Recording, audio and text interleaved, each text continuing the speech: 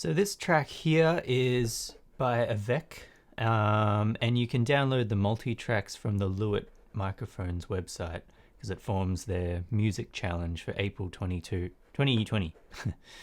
And this is towards the start, and what really grabbed me was this sort of piano sequence here.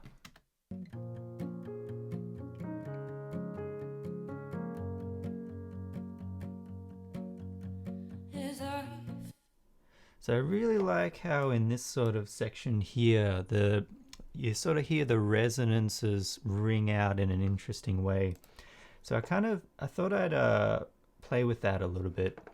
I've just got the piano and a reverb as well, just the IR1 reverb by Waves. But before it is this EQ that's feeding the reverb channel. So if I turn read back on, watch what happens on this EQ that's before the reverb.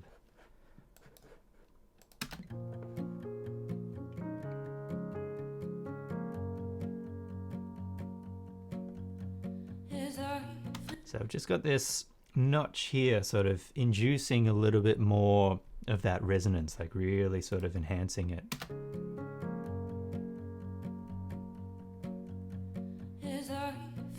And it works kind of well because it's being done on the reverb channel. Like if you did that same thing just on the dry piano track, it'd sound really kind of weird and spiky.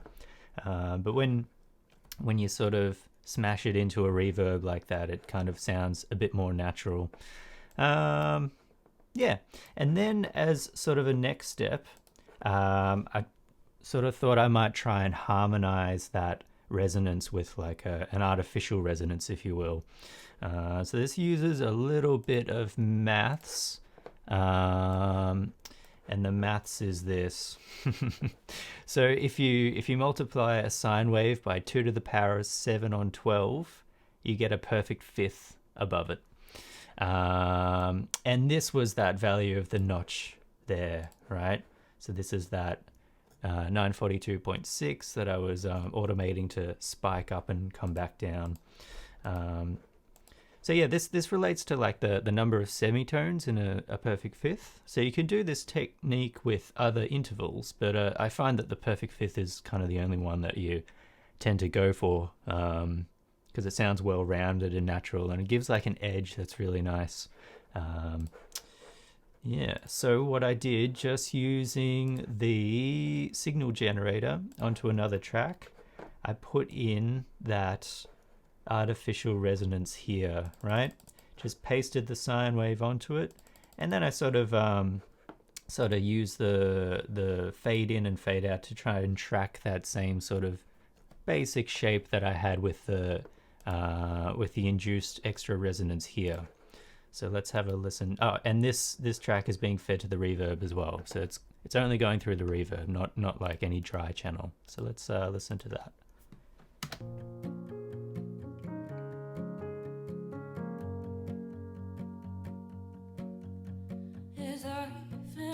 So just without it.